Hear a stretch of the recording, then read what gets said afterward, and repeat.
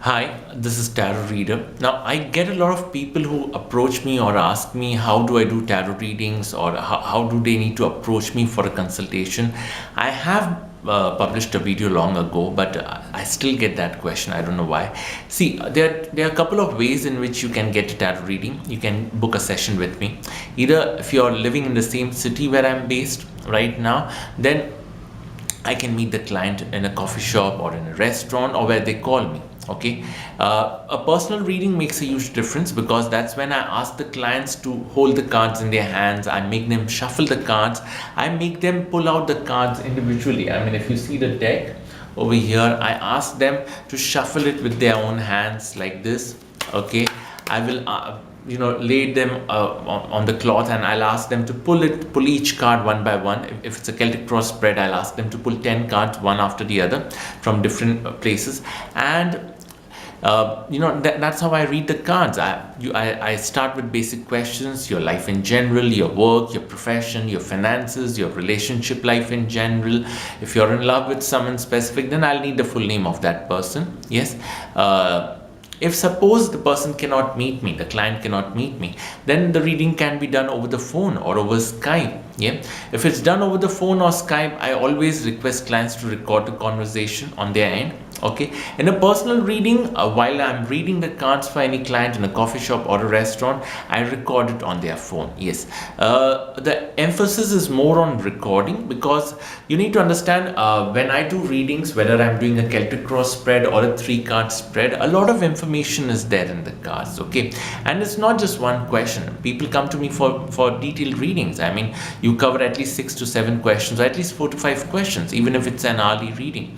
So there's a lot of information. It's an overload of information. So a recording always helps. You need to record the reading. That's what I emphasize on, because you can listen to it again. And there are times when you want to talk to me again and I'm not I might be busy in some other reading, or maybe I'm traveling and I cannot answer the call, and that's when the recording helps. Because if you have a doubt and you cannot approach me for some reason, or I'm not reachable, you can still listen to the recording and most of your doubts could get clarified. Yeah, because when you re-listen to those recordings again and again, your doubts get clarified. Yes, so that's one reason why I emphasize the recordings. When even for the Skype reading, which is a video calling, okay, I ask the client to record it on their end. Yes, okay, because I want them to have the recording. At the same time, I also want them to know that recording makes it clarifies half your doubts, honestly speaking.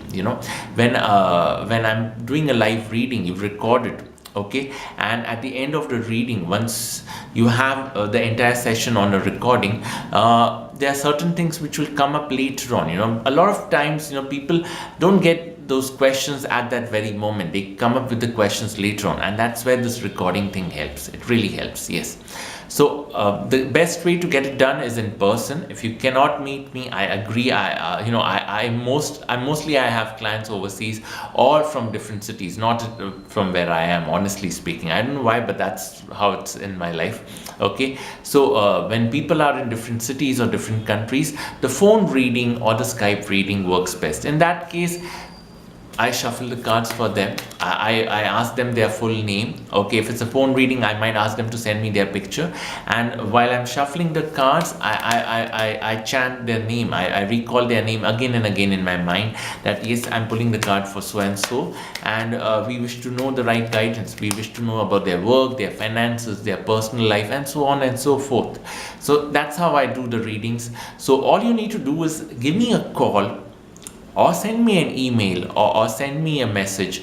Okay, but mostly calling or sending an email is the best way to do. Yes, to book an appointment. And on a call or on the email also, I'll give you the details how I go about my readings. Yes, but calling is the best way. I'm not someone who does text messaging, honestly speaking.